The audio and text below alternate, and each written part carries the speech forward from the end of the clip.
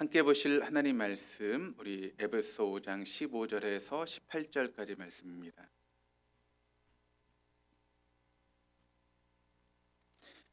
신약성경 에베소 5장 15절에서 18절까지 말씀 우리 한 목소리로 같이 15절에서 18절까지 말씀 같이 읽겠습니다. 그런즉 너희가 어떻게 행할지를 자세히 주의하여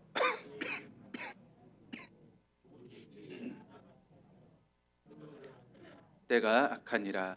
그러므로 어리석은 자가 되지 말고 오직 주의 뜻이 무엇인가 이해하라.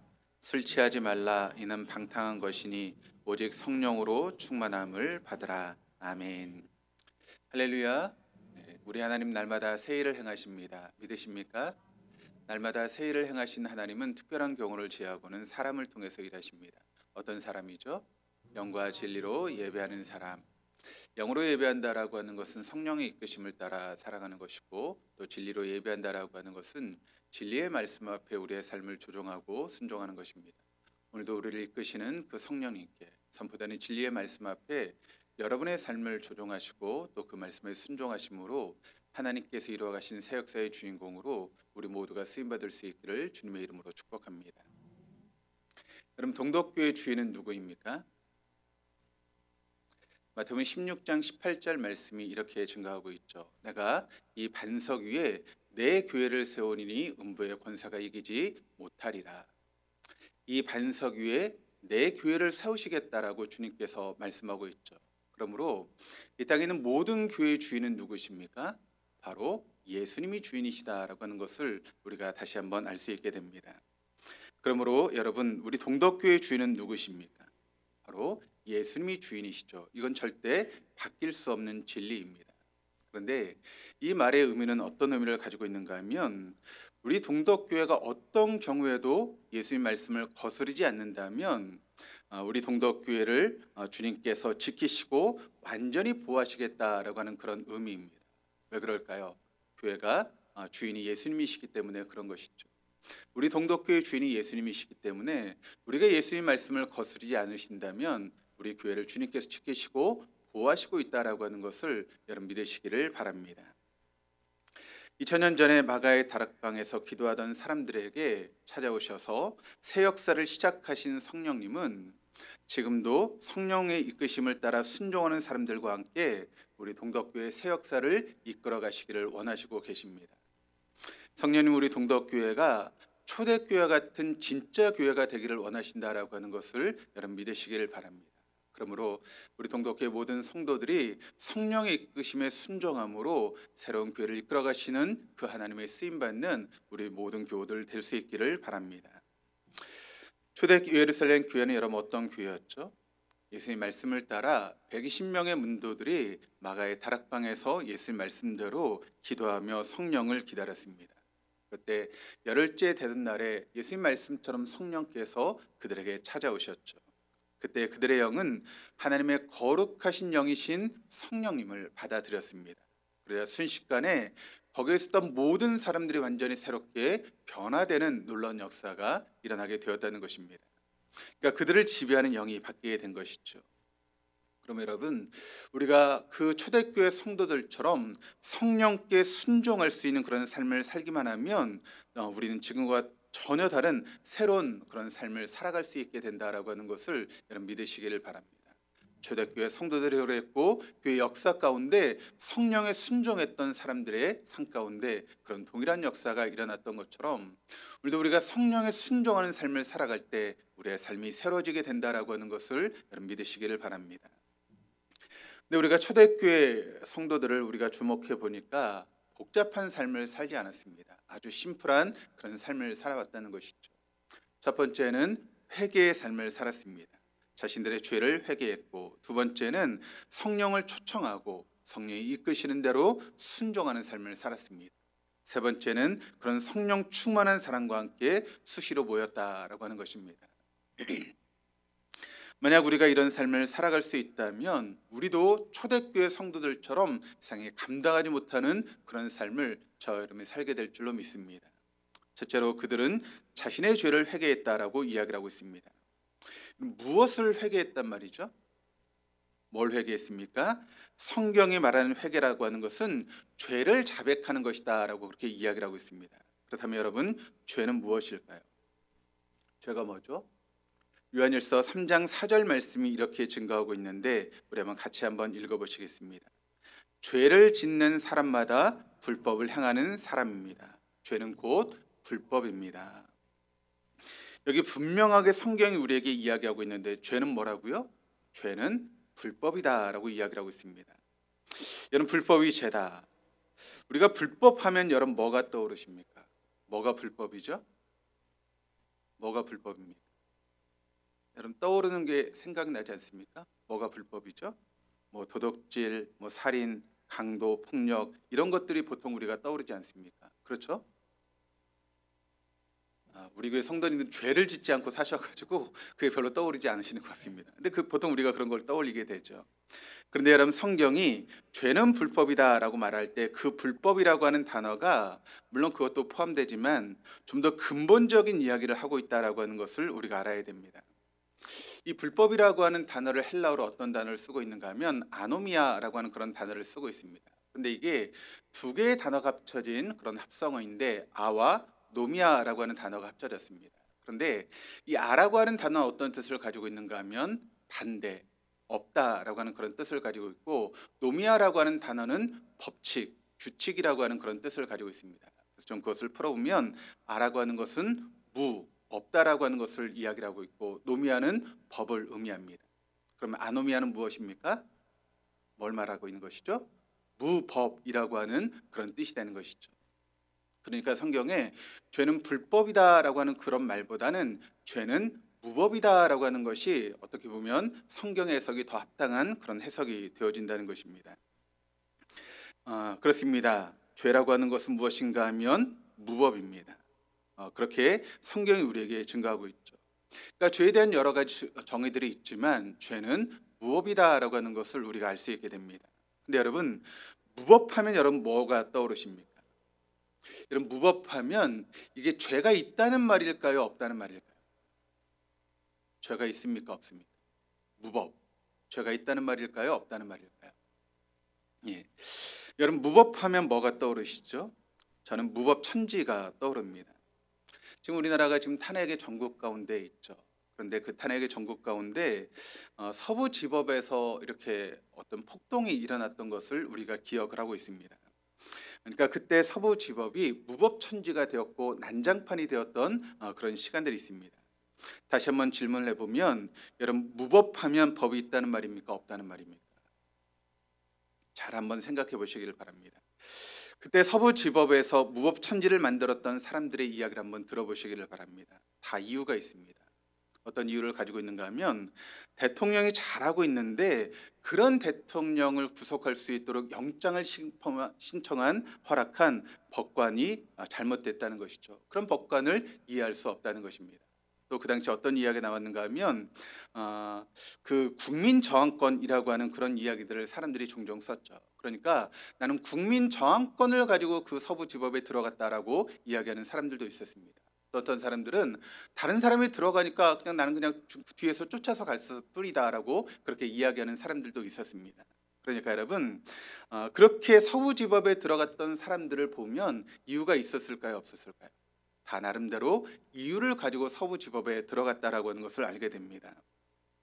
그러니까 여러분, 무법이라고 하는 말은 법이 없다는 말이 아닙니다. 법이 있다는 말입니다. 그런데 그 법 때문에 뭐가 되어버리고 말았습니까? 무법천지가 되어버리고 말았다는 것이죠. 왜 그렇게 됐습니까? 바로 내가 법이기 때문에 그렇습니다. 내가 법이기 때문에. 그래서 모두 다 자기 소견에 옳은 대로 생각하고 말하고 결정하는 것, 다 이유가 있고 다 타당한 그런 증거를 가지고 사람들이 그렇게 생활하게 되는 것이죠. 그러니까 그 말의 의미는 무엇인가 하면 다 나만 옳다는 것입니다. 다 내가 옳다라고 하는 것이죠. 그러니 무조건 다 내 말을 따라야 된다는 것입니다.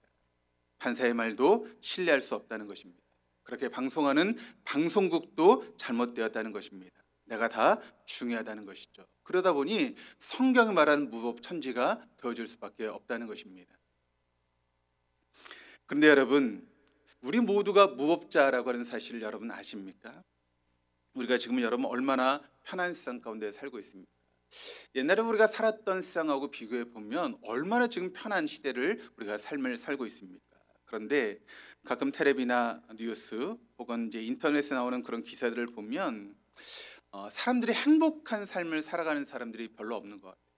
지옥 같은 삶을 살아가는 사람들이 참 많이 있다라고 하는 것을 보게 되죠. 그런 지옥 같은 세상 가운데 삶을 살아가면서 스스로 목숨을 끌어버리는 그런 사람들이 얼마나 우리 주변에 많이 있습니까? 왜 그렇게 됐을까요? 이렇게 편한 삶을 살고 있는데 왜 우리가 지옥 같은 삶을 살아가는 이유는 무엇 때문에 그렇겠습니까? 이유는 딱 한 가지입니다. 우리 모두가 무법자이기 때문에 그렇습니다. 무법자가 뭐라고 말씀을 드렸습니까? 바로 내가 법이라는 것입니다. 내가 중심이라는 것이죠. 내가 기준이라는 것입니다. 그래서 모든 사람이 다 모든 것을 다 나에게 맞춰야 된다는 것입니다. 성경 분명히 우리에게 이야기를 합니다. 죄는 무엇이냐? 무법이다. 회개는 무엇입니까? 그 죄를 자백하는 것이다라고 말씀하고 있죠. 요한일서 1장 9절 말씀을 같이 한번 읽어보시겠습니다. 우리가 우리 죄를 자백하면 하나님은 신실하시고 의로우신 분이셔서 우리 죄를 용서하시고 모든 불의에서 우리를 깨끗하게 해 주실 것입니다. 그래요. 우리가 죄를 자백하면 된다는 것입니다. 죄를 자백하면 되는데 뭘 자백해야 됩니까? 우리의 죄. 죄는 뭐라고요? 자기 속에는 옳은 대로 행동하는 것, 그것이 바로 죄라고 분명하게 말씀하고 있습니다. 저는 너무 오랜 시간 동안 이 회개를 내가 지은 죄들을 자백하는 것으로 생각하면서 그렇게 회개했습니다. 그러다 보니까 여러분 어떤 날 제가 뭐 죄를 지은 날도 있겠지만 대부분의 시간들은 뭐 제가 죄를 짓지 않고 넘어가는 시간들이 많이 있다는 것을 알게 됐습니다. 제가 이제 하루를 보내는 생활의 루틴을 보면 뭐 특별한 일이 없으면 새벽 한 뭐 4시 50분에서 5시 정도에 깨어납니다. 그리고 이제 새벽 기도를 하게 되죠. 그리고 하루 종일 보통 이제 성경을 읽고 또 묵상하고 큐티를 하고 설교 준비를 하면서 하루를 보내고 이제 저녁 때쯤 내일 새벽에 있을 새벽 말씀을 녹음하고 이제 그것을 올리고 하루의 일과를 마치게 됩니다. 그럼 여러분 그 하루의 일과 가운데 제가 얼마나 죄를 지을까요? 물론 성경의 죄의 그런 개념이 좀 틀릴 수 있겠지만 여러분 그 하루 동안 제가 뭐 살인한 것도 아니고 뭐 도둑질한 것도 아니고 어디 가서 뭐 강도짓도 한 것도 아니고 그런 삶을 살지 않습니까? 그러면 제가 얼마나 하루 동안 죄를 짓겠습니까? 제 생각에는 뭐 제가 죄를 지은 것도 없는 것 같은데 자꾸 뭘 회개하라 그러니까 여러분 그게 이해가 되지 않았던 경우들이 있었던 것이죠. 근데 여러분 그게 우리의 근본적인 착각이고 오해라고 하는 것을 말씀을 준비하며 깨닫게 되었습니다. 성경은 우리에게 철저하게 죄의 뿌리를 점검하라고 그렇게 말씀하고 있는 것입니다. 자기 소견에 옳은 대로 행동한 것, 그것을 회개하라고 말씀하는 것입니다. 성령에 물을 것도 없이 자기 소견에 옳은 대로 말하고 성령에게 묻지도 않고 자기 손에 옳은 대로 행동하는 것, 그리고 자기 소견에 옳은 대로 모든 것을 결정하는 것, 이것을 회개하라고 성경은 우리에게 말씀하고 있다는 것입니다. 우리가 이것을 죄라고 생각하지 않는데 사실 우리의 신앙에 문제가 있는 것이죠. 어떤 신실한 권사님, 믿음 좋은 어머니 권사님이 이제 혼자 되셔서 아들을 잘 키웠습니다. 혼자 이렇게 아들을 키우시면서 정말 믿음 안에서 신실하게 아들을 키워서 모든 면에서 빠짐이 없는 그런 아들로 잘 키워냈습니다. 그런데 이 아들이 결혼할 때가 되어서 자신의 결혼의 상대를 소개하는데 이렇게 이야기합니다. 자기보다 몇 살이나 위 연상이라는 것입니다. 요즘 뭐 연상 뭐 그렇게 큰 문제도 되지 않습니까? 뭐 그럴 수 있다 생각했습니다. 그런데 유부녀랍니다. 돌싱이라 그러죠. 돌아온 싱글이 되었는데 요즘 뭐 돌아온 싱글하고 뭐 그렇게 많다 보니까 그 결혼하는 것도 뭐 그래 그럴 수 있지. 그런데 자식이 둘이나 딸렸답니다. 더더구나 예수도 믿지 않는다는 것입니다. 만약 여러분이 그 신실한 믿음의 권사님이시라면 여러분 그런 며느리 맞아들일 수 있으십니까? 연상이고 유부녀의 자식이 둘이나 딸렸고 또 예수를 믿지 않는 그런 며느리 어떻게 하실 수 있으시겠어요? 우리 속에는 옳은 대로 100% 이건 아닌 것이죠. 아무리 성경을 우리가 들춰봐도 이건 아닌 것이죠. 어떻게 연상에 그것도 유부녀 거기다 자식이 둘이나 딸리고 내가 신실하게 아들을 그렇게 믿음으로 키웠는데 예수도 믿지 않은 여자를 며느리로 맞이한다. 도저히 이 권사님이 용납이 되지 않는 것입니다. 죽었다 깨어나도 이건 있을 수 없는 일입니다. 하나님, 이게 뭡니까? 내가 뭐 대단한 것을 바란 것도 아닌데 어떻게 이 정도입니까? 이건 말이 되지 않습니까? 라고 하나님께 떼를 쓰며 땡깡을 부리면서 기도하기 시작합니다. 그렇게 기도함에도 불구하고 하나님이 응답이 없으십니다. 그래서 이 권사님이 내가 이 문제를 가지고 하나님하고 단판을 짓겠다라고 하는 그런 마음을 가지고 기도원에 올라가셨습니다. 그리고 기도하고 또 기도하고 금식하시면서 기도했습니다. 그래도 하나님이 응답하지 않으세요. 그런데 들려오는 음성은 어떤 음성이 들려오는가 하면 이런 음성이 들려옵니다. 새 영혼이 내 구원이 달린 문제인데, 새 영혼의 구원이 달린 문제인데, 그런 음성만 들려옵니다. 그럼 그 말의 의미가 뭐죠? 그 새 영혼을 구원하기 위해서 네가 그 영혼을 품으라라고 하는 그런 이야기 아니겠습니까? 그런 음성을 들으면서 이 권사님이 너무나 괴로웠습니다. 아무리 기도해도 하나님은 꿈쩍하지 않으십니다. 그래서 이 권사님이 어쩔 수 없이 하나님께 순종하기로 다짐하고 내려오셨습니다. 내려오자마자 아들에게 이렇게 이야기를 합니다. 너 며느리감 데려와라. 오는데도 마음이 너무 속상한 것입니다. 정말 할 수만 있으면 이 결혼 안 했으면 좋겠다라고 하는 그런 마음이 이 권사님 마음 가운데 있었습니다. 그런데 그런 마음을 꾹 참고 성령님께 순종하기로 단단히 마음 먹었습니다. 그래서 그 며느리를 보게 되었죠. 그런데 마음에 드는 구석이 한 구석도 없는 것입니다. 그런데 이렇게 며느리에게 이야기합니다. 참 잘 왔다. 너를 보는 순간 내가 내 며느리라는 게 그냥 바로 느껴지는구나. 우리 빨리 날짜 잡고 우리 한 가족이 되자. 정말 이를 악물고 이 권사님이 그렇게 말했습니다. 그리고 마침내 결혼하게 되었죠. 매일 기도하십니다. 매일 성령께 순종하면서 내 소견에 옳은 대로가 아니라 성령께서 시키는 대로 그렇게 하루, 이틀, 1년, 2년 순종해 나가십니다. 그런데 그 며느리가 믿음 좋은 사람으로 변화되어 갑니다. 뿐만 아니라 자녀들도 예수를 잘 믿게 되면서 그 가정이 온전한 천국을 이루는 그런 놀라운 일들이 그 가정 가운데 일어나게 된 것입니다. 만약 그 믿음 좋은 권사님께서 자기 소견에 옳은 대로 행동했다면 여러분 어떻게 되었을까요? 아마 그 아들은 집을 나갔을지 모릅니다. 그냥 우리끼리 알아서 잘 살게요고 그렇게 생각하고 말하고 집을 나갔을지 모릅니다. 그럼 아마 평생 그 아들을 다시 만나지도 못했을 수도 있는 것이죠. 그렇게 귀하게 키운 아들과 생이별을 해야 되는 것입니다. 이게 정말 여러분 제대로 된 것입니까? 아들이 물론 어머니 마음에 흡족하게 그런 부분들이 하나도 없을 수 있습니다. 어머니 권사님은 열심히 기도했습니다. 기도하고 또 기도하고 기도하고 또 기도하면서 자기네 소견을 내려놓았습니다. 그리고 매일매일 성령께 순종하면서 그렇게 삶을 살았더니 그랬더니 결국 이렇게 아름다운 천국 같은 가정을 만들어 놓았다라고 하는 그런 간증의 이야기입니다. 여러분, 이게 회개입니다. 이게 바로 진정한 회개입니다. 내 소견에 옳은 대로 한 것을 다 뉘우치고 내려놓는 것. 그게 바로 회개. 걔는 뭔가 하면 이제 새로운 삶을 살아가는 것. 그것이 바로 진정한 회개의 모습이라는 것이죠. 여러분, 왜 그렇게 믿음 좋은 집사님, 믿음 좋은 권사님, 믿음 좋은 장로님 가정에 왜 그렇게 매일 불화가 일어납니까? 왜 그렇게 갈등이 심한가요? 왜 부부 사이에 그렇게 매일 다툼이 일어납니까? 그 이유가 무엇 때문입니까? 이유는 딱 하나입니다. 자기 소견에 옳은 대로, 자기 소견에 옳은 대로 행동하기 때문에 그런 일들이 지금 우리의 가정 가운데 일어나는 것입니다. 이걸 회개하는 것입니다. 이게 바로 죄의 뿌리이기 때문에 그런 것이죠. 그때부터 모든 관계가 일어날 수 있는 것이고 새로운 역사가 우리의 삶 가운데 우리의 가정 가운데 일어날 수 있게 된다라고 하는 것을 여러분 믿으시기를 바랍니다. 그런데 여러분 그걸 내 힘으로 할 수 있습니까? 죽었다 깨어나도 그건 우리의 힘으로 할 수 없습니다. 내가 이렇게 마음을 먹었습니다. 그런데 그때 내가 남편의 얼굴을 보는 순간, 아내의 얼굴을 보는 순간 어떻게 됩니까?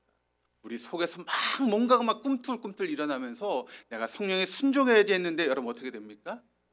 또 그 앞에 대고 면전에 대고 막 욕을 날리지 않습니까? 당신 이것밖에 안 되니까 내가 이렇게 살지라고 하면서 그런 이야기를 우리가 하게 되는 것이죠. 우리의 힘으로는 죽었다 깨어나도 안 됩니다.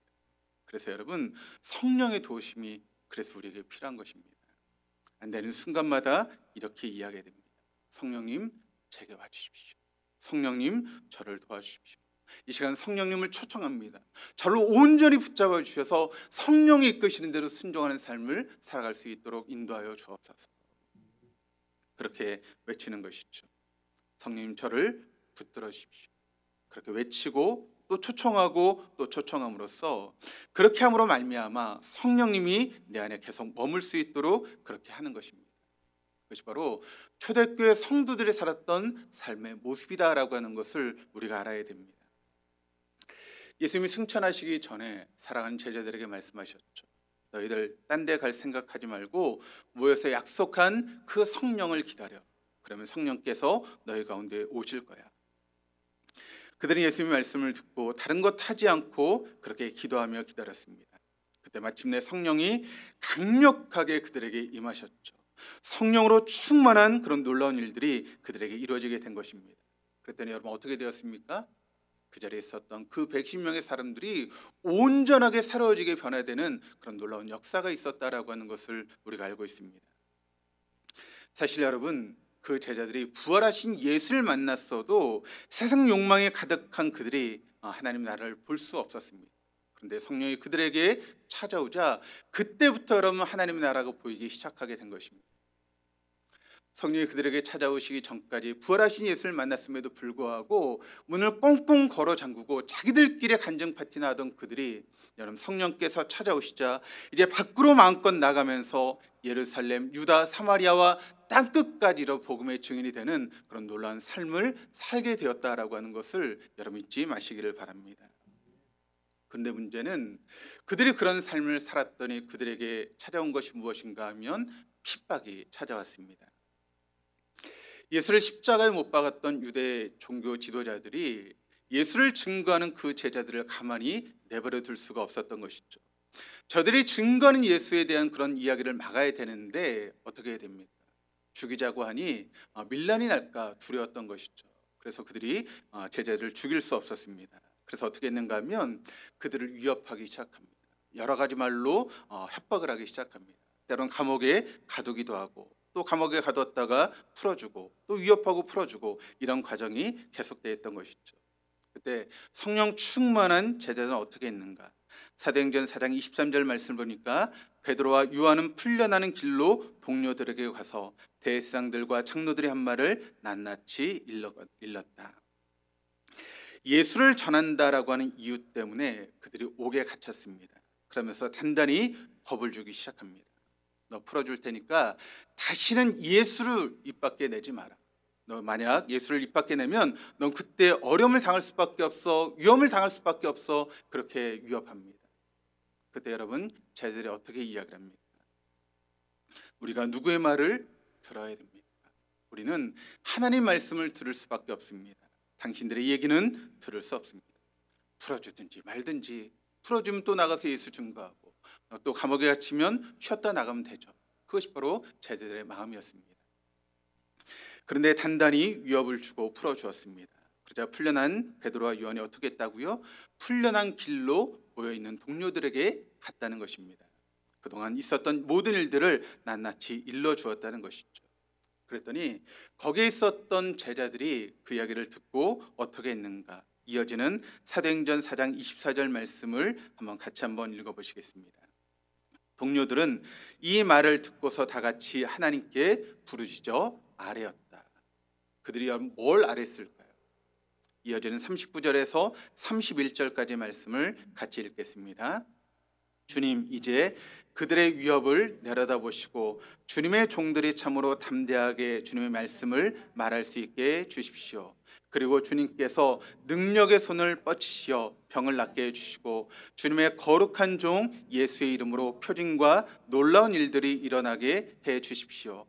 그들이 기도를 마치니 그들이 모여있는 곳이 흔들리고 그들은 모두 성령으로 충만해서 하나님의 말씀을 담대히 말하게 되었다. 아멘. 자, 성령님의 이끄심을 따라 순종했던 그들에게 어려움이 찾아왔습니다. 감옥에 갇히기도 하고 위협을 당하는 그런 어려움들이 찾아왔습니다. 근데 여러분, 그때 그들이 어떻게 했습니까? 하나님, 우리가 지금 예수의 증인으로 복음을 증거하고 있는데 왜 이런 어려움이 우리에게 찾아옵니까? 이런 어려움이 우리에게 찾아오지 않도록 우리를 도와주십시오라고 그렇게 기도하지 않았습니다. 그들이 뭐라고 기도했습니까? 주님, 그들의 위협을 내려다보시고 주님의 종들이 더욱 담대하게 주님의 말씀을 전할 수 있도록 해 주십시오. 위험이 아무리 찾아온다 할지라도 우리가 더욱더 담대하게 주님의 말씀을 증거할 수 있도록 우리를 도와주옵소서. 또한 주님께서 능력의 손을 펼치셔서 병을 낫게 해주시고 주님의 거룩한 종 예수 그리스도의 이름으로 표징과 놀라운 일들이 우리에게 일어날 수 있도록 도와주십시오라고 그렇게 기도했습니다. 그렇게 간절히 기도했더니 그들이 모여있는 곳이 막 흔들리기 시작했고 모두 성령으로 충만해졌으며 더욱더 하나님의 말씀을 담대히 증거할 수 있게 되었다라고 증거하고 있습니다. 그리고 그들은 더욱더 성령께서 이끄시는 대로 순종하는 삶을 살아갈 수 있게 되었다라고 하는 것을 우리에게 증거하고 있습니다. 그렇습니다. 초대교회 성도들에게 성령이 찾아오셨습니다. 그것으로 끝난 것이 아니었다는 것입니다. 그 성령님이 자신에게 떠나가지 않도록 매일 성령 이끌을 붙들고 그렇게 기도했던 것이 바로 초대교회 성도들의 모습이었다는 것이죠. 성령님, 우리를 떠나가지 말아 주옵소서. 늘 우리가 성령과 동행할 수 있도록 인도하여 주옵소서. 늘 성령 충만으로 성령께 순종할 수 있는 삶을 살아갈 수 있도록 인도하여 주옵소서. 그렇게 기도했을 때 성령께서 그들을 떠나지 않으셨습니다. 그들의 삶 가운데 놀라운 성령의 역사로 그들을 인도하시고 역사하셨다라고 하는 것이 성경이 우리에게 증거하고 있는 성령 충만한 초대교회의 모습입니다. 그런데 그런 상황 속에서도 어떻게 그들이 그런 삶을 살아갈 수 있었는가? 비결이 뭐라고 말씀을 드렸습니까? 바로 성령 충만한 사람들과 함께했다라고 하는 것이 비결이었다라고 말씀을 드렸죠. 성령님은 성령 충만한 사람들을 홀로 내버려 두지 않습니다. 언제나 항상 함께 하십니다. 전도서 4장 12절 말씀, 혼자 싸우면 지지만 둘이 힘을 합하면 적에게 맞설 수 있다. 세겹절은 쉽게 끊어지지 않는다. 세겹절은 절대 쉽게 끊어지지 않는다. 그렇습니다. 우리가 주님의 이름으로 함께 모인다라고 하는 것이 얼마나 중요한지를 우리에게 보여주는 말씀입니다. 그래서 주님께서 우리에게 목장을 허락해 주신 것입니다. 여러분, 목장은 어려워도 모여야 됩니다. 그게 우리의 살 길이기 때문에 그렇습니다. 잘 안 돼도 모여야 됩니다. 잘 되는 목장을 보면서 거룩한 질투심을 느끼면서 하나님, 우리 목장도 저런 목장처럼 잘 되는 목장 되게 해달라고 그렇게 기도하셔야 됩니다. 그게 바로 우리가 살 수 있는 길이기 때문입니다. 잘 되는 사람들에게 반드시 특징이 있다. 간단합니다. 매일매일 순간 회개하고 성령 충만을 유지하기 위해서 힘쓰고 그러기 위해서 성령 충만한 사람들과 늘 함께하는 것. 그런 사람들은 잘 될 수밖에 없다라고 하는 것을 여러분 잊지 마시기를 바랍니다. 말씀의 거울 앞에 한번 여러분 자신을 비춰보시기를 바랍니다. 여러분, 이런 삶을 살고 싶지 않으십니까? 않으시군요. 이런 삶을 살고 싶지 않으십니까? 대답하신 분들만 이런 삶을 사시기를 바랍니다. 여러분, 그렇다면 우리가 이런 삶을 살기 위해서는 매일매일 우리의 삶 가운데 회개의 역사가 일어나야 된다라고 하는 것을 기억하시고 여러분의 삶 가운데 이런 회개의 역사가 일어날 수 있기를 주님의 이름으로 축복합니다. 저는 성령 충만과는 좀 거리가 먼 사람인 줄 알았습니다. 그런데 성경을 준비하고 또 말씀을 준비하면서 이런 선입견이 깨져버렸습니다. 나 같은 사람도 성령 충만할 수 있다. 아니, 나 같은 사람은 반드시 성령 충만한 사람이 되어야 된다. 그래서 다른 사람들에게 나 같은 사람도 성령 충만할 수 있다라고 하는 것을 삶으로 내가 보여줘야 된다라고 하는 것을 성령께서 깊이 깨닫게 하셨습니다. 그래서 나도 성령 충만한 사람이 되야겠다라고 하는 이런 강렬한 소망이 제 마음 가운데 생겼습니다. 여러분에게도 이런 소망이 불릴 듯 일어날 수 있기를 주님의 이름으로 축복합니다. 어떻게 해야 됩니까? 제일 먼저 회개해야 된다라고 말씀을 드렸죠. 뭘 회개합니까? 지은 죄를 회개하는 게 아니에요. 별로 없어요, 여러분. 사실 우리가 지은 죄가, 여러분, 우리가 믿는 사람들이 죄를 지으면 얼마나 죄를 짓겠습니까? 사실 그런 죄는 별로 많지 않습니다. 뿌리를 회개하는 것입니다. 내 속에는 옳은 대로 행동했던 그 모든 것들을 회개하는 것입니다. 주님, 뿌리를 뽑아 주십시오. 제가 조금만 하면 제가 자꾸 드러나고 나타나기 시작합니다. 내 생각이, 내 의견이, 내 선입견이, 내 고정관념이 언제나 나타나서 내 삶을 힘들고 어렵게 만듭니다. 하나님, 이것을 뽑아 주십시오. 사실 여러분, 우리의 삶은 자동적으로 그게 되게 되어 있습니다. 왜 그럴까요?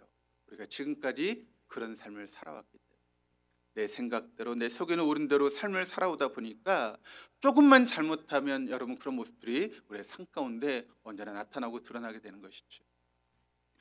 여러분, 그 권사님이 우리만 못해서 그랬겠습니까? 그 신실한 권사님이 그렇지 않습니다. 이것이 바로 우리의 일반적인 모습이라는 거예요. 늘 우리는 자기 속에는 옳은 대로 하는 게 너무나 깊이 뿌리 박혀 있는 것이 우리의 삶의 모습이라는 것이죠. 이걸 뽑지 않으면 여러분 아무것도 되지 않습니다. 늘 어떤 일에 앞에 놓고도 잠시 멈춰서서 우리가 성령을 초청하고 그분께 구하고 그분이 시키는 대로 순종하는 그런 모습들이 우리의 삶 가운데 있어야 한다는 것입니다. 예전에 베스트셀러로 많은 사람들에게 영향을 미쳤던 성공하는 사람들의 7가지 습관이라고 하는 그런 책이 있습니다. 스티븐 코비라고 하는 그런 분이 썼는데 거기 나오는 7가지 습관들은 사실 성경에 다 나오는 그런 부분입니다. 이 스티븐 코비라고 하는 사람이 이 책을 썼는데 제 첫 번째 원칙이 무엇인가 하면 주도적이 되라라고 하는 그런 이야기를 하고 있습니다. 그러니까 지금 남이 뭐라고 하면 그대로 반응하는 그런 사람이 되지 말고, 다른 사람에게 끌려다니는 사람이 되지 말고 내가 좀 주도적인 사람이 돼야 된다라고 하는 것을 이야기를 하고 있죠. 근데 그 비결은 간단합니다. 거기에 책을 보면 이렇게 이야기를 하고 있습니다. 누가 나를 따귀를 딱 때리면 여러분 우리가 어떻게 반응합니까? 따닥 해가지고 2대를 때려야 여러분 우리가 속이 시원하지 않습니까? 그런데 그때 코비는 이렇게 이야기를 합니다. 스톱, 잠깐 멈추라는 것입니다. 그 사람을 때리고 싶은 그 마음을 멈추고 30초만 생각하라는 것입니다. 저 사람이 왜 저렇게 행동하는가? 나를 오해해서 그러는가? 아니면 기분이 나쁜가? 우리가 그렇게 30초만 생각할 수 있으면 우리의 반응이 달라지게 된다는 것입니다. 근데 여러분, 성경은 그 정도가 아닙니다. 사실 잠깐 멈춰서서 저 사람이 왜 나를 때렸는가 생각하는 그 이상으로 이 순간 가운데 주님께서 지금 나에게 원하시는 것이 무엇인가, 성령께서 나에게 원하시는 것이 무엇인가를 우리가 생각해야 된다는 것이죠. 그것을 물을 수 있어야 된다는 것입니다. 그러면 결코 그 사람을 우리가 따닥하고 때리는 일들은 결코 일어나지 않게 된다는 것이죠. 무조건 어떤 일이 생기면 누가 뭐라고 말하면 자기 속에는 옳은 대로 반응하고 말하지 말고 잠깐 멈춰 서라는 것입니다. 성령님, 제가 뭐라고 대답해야 됩니다. 성령님, 이를 또 내가 어떻게 결정해야 됩니까? 그게 내 생각과 다를 수 있습니다. 그럴 때 여러분, 우리가 기도하고 또 기도하고 또 기도할 때 우리가 그 권사님처럼 우리의 삶 가운데 지옥을 면할 수 있게 된다는 것입니다. 예수 믿는 가정이 여러분 얼마나 많이 지옥을 경험하고 있습니까? 왜 그렇습니까? 성령을 초청하지 않았기 때문에 그렇습니다. 내 속에는 옳은 대로 행동하고 말하기 때문에 예수 믿는 가정들이 지금 지옥을 경험하고 있습니다. 여러분, 이게 되어야 됩니다. 이제 앞으로 계속해서 이 말씀을 나누면서 여러분의 귀에 못이 박히도록 제가 이 말을 여러분에게 증거하려고 합니다. 내 속에는 옳은 대로 하는 그것 때문에 우리가 망한다. 내 속에는 옳은 대로 결정하는 그것 때문에 내가 우리의 가정을 지옥을 만들고 있다. 내 속에는 옳은 대로 행동하는 그것 때문에 모든 관계가 끼어지고 있다라고 하는 것을 우리가 기억할 수 있어야 됩니다. 그걸 명심하시고 우리 제일 첫 번째는 회개다. 여러분, 성경이 말하는 회개가 뭔지를 이해하셨습니까? 그런 삶을 살고 계십니까? 앞으로 그런 삶을 살아갈 수 있기를 주님의 이름으로 축복합니다. 근데 문제는 이게 내가 그렇게 하고 싶다고 해서 되어지는 것이 아니라는 데 문제가 있죠. 그런 마음이 들었어요. 그런데 막상 그 사람 앞에 서게 되면 여러분 어떻게 됩니까?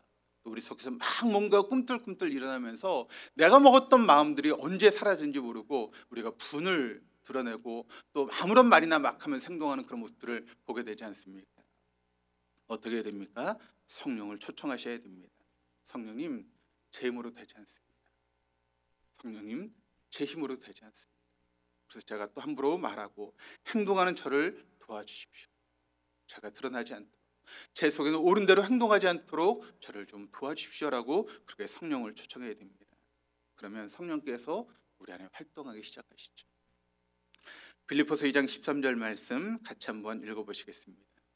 하나님은 여러분 안에서 활동하셔서 여러분으로 하여금 하나님을 기쁘시게 해드릴 것을 염원하게 하시고 실천하게 하시는 분이십니다. 아멘. 우리가 성령님을 초청하기만 하면 성령님이 우리 안에 마음껏 활동하셔서 우리들로 하여금 하나님을 기쁘시게 할 것을 소원하게 하시고 그것을 실천할 수 있도록 도우시겠다라고 말씀하고 있습니다. 지금부터 우리가 해야 될 일이 있습니다. 그것은 무엇인가 하면 우리말의 주어를 바꾸는 것입니다. 지금부터 성령께서 내 삶의 주어가 되십시오. 지금부터 성령께서 우리 가정의 주어가 되십시오. 지금부터 성령께서 우리 목장의 주어가 되십시오. 지금부터 성령께서 내 일터 가운데 주어가 되게 해주십시오. 그것을 우리가 항상 기도해야 됩니다.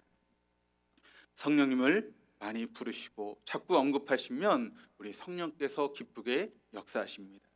여러분, 이게 단순한 것 같아도 엄청난 비밀이 담겨있는 말씀이라고 하는 것을 여러분의 마음에 새길 수 있기를 바랍니다. 우리가 이렇게 성령에 대해서 자꾸 말하기 시작한다면 여러분 어떤 일이 일어날까요? 우리의 삶에, 우리 가정에, 우리 일터에, 우리 목장에 아마 엄청난 일들이 일어나기 시작할 것입니다. 제가 강대상에서 매주 성령에 대해서 계속 선포하면 우리 교회는 어떻게 될까요? 아마 놀라운 일들이 우리 교회 가운데 일어나기 시작하게 될 것입니다. 여러분, 그렇다면 성령을 초청하시며 삶을 사셨습니까? 매일 그렇게 성령을 초청하면서 삶을 사셨습니까? 안 그러셨다고요? 지금부터 하시면 됩니다. 지금까지 어떻게 사셨는지가 중요하지 않습니다. 초대교회 성도들도 성령이 오시기까지 보면 여러분 그들이 변화되지 않았습니다. 근데 성령이 오시고 나서부터 그들의 삶이 완전히 새롭게 변화되었다라고 하는 것을 우리가 알게 되죠. 그러므로 이제부터 여러분이 함께 성령을 초청하고 성령이 내 안에 마음껏 활동하실 수 있도록, 그래서 하나님의 기쁘시게 할 것을 소원하고 실천하는 삶을 살아갈 수 있는 우리 동덕의 모든 교우 될 수 있기를 주님의 이름으로 축복합니다. 근데 혼자 하는 것은 힘듭니다. 그래서 하나님이 우리에게 목장을 허락해 주셨습니다. 성령 충만한 목장에 우리가 붙어 있기만 하면 반드시 우리는 성령 충만한 삶을 살 수 있게 되는 것입니다. 그런데 그 일에 무엇보다 중요한 것이 바로 목자, 목녀의 역할입니다. 목자, 목녀 여러분들은 다른 거 할 필요 없습니다. 이걸 하셔야 됩니다. 기도하시면서 하나님, 내가 성령 충만할 수 있도록 도와주옵소서. 하나님, 우리 부부가 성령 충만하게 도와주십시오.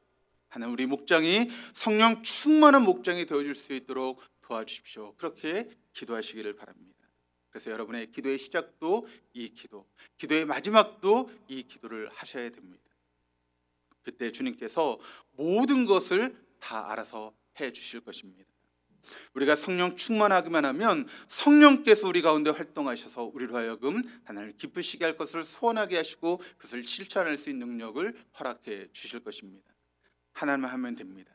하나님, 내가 성령 충만하게, 하나님 우리 부부가 성령 충만하게, 하나님 우리 목장이 성령 충만하게, 그럼 성령께서 모든 것을 다 알아서 해 주실 것입니다. 저는 계속 이것을 강조할 것입니다.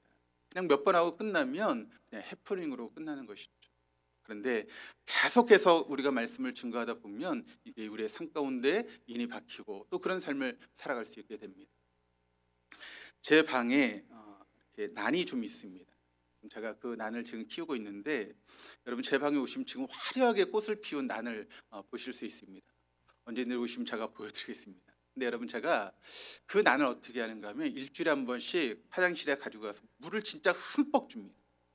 그냥 뭐 1, 2분 주고 마는 게 아니에요. 계속해서 하루 종일 물을 왔다 갔다 하면서 흠뻑 그렇게 물을 줍니다. 그렇게 물을 흠뻑 줬더니 그 물을 머금었던 그 난들이 아름답게 꽃을 피우게 된 것입니다. 그렇습니다. 우리도 마찬가지입니다. 성령께서 우리에게 강력하게 임재할 수 있도록, 우리가 성령에 완전히 잠길 수 있도록 그렇게 삶을 살아가면 되는 것입니다. 그럴 때 우리의 삶 가운데 반드시 성령을 통해서 놀라운 변화의 역사가 일어나게 될 줄로 믿습니다. 그런 삶을 살아가시는 우리 동독의 모든 교우들 다 될 수 있기를 주님의 이름으로 축원합니다.